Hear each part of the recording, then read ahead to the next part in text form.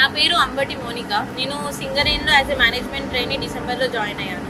దాని తర్వాత మాకు పీవీకే 5 మైన్లో పోస్టింగ్ ఇచ్చారు. ప్రీవియస్లీ వర్క్ చేసిన company HZL, Hindustan zinc limited, Rajasthan, Vedanta.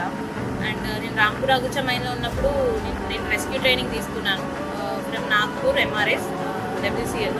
As a mining engineer rescue training చాలా ఇంపార్టెంట్ అనిపించింది. ఎందుకంటే ఆయన అండర్గ్రౌండ్లో చేసేటప్పుడు ఏమైనా ఒక ఎమర్జెన్సీ సిచ్యువేషన్ వస్తే నాకు కూడా హ్యాండిల్ చేయాలని అనిపించేది.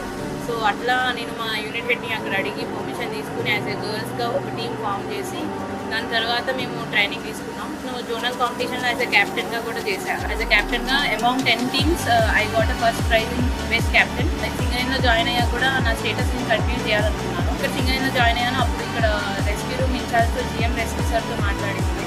దాని తర్వాత సార్ వాళ్ళు అప్లికేషన్ పెట్టుకోమని చెప్పారు. ఒక రిక్వెస్ట్ లెటర్ రాసిన తర్వాత నాకు నా రిఫ్రెషర్ ట్రైనింగ్కి ఒక లెటర్ వచ్చింది.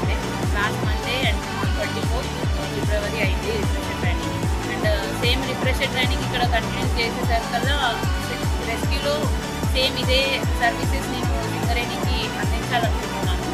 ఎందుకంటే నేను మైనింగ్ ఇంజనీర్ని అండ్ అండర్గ్రౌండ్లో చేసినప్పుడు ఎనీ ఎమర్జెన్సీ సిచ్యువేషన్ వచ్చినప్పుడు నా కింద ఉండే డిస్ట్రిక్ట్ అంతా నేను కాపాడుకోవాలి. సో ఆ డిస్ట్రిక్ట్ని కాపాడుకోవాలంటే నాకు ఎమర్జెన్సీ ప్రొసీజర్లో and as a rescue train person I know what is the procedure to follow.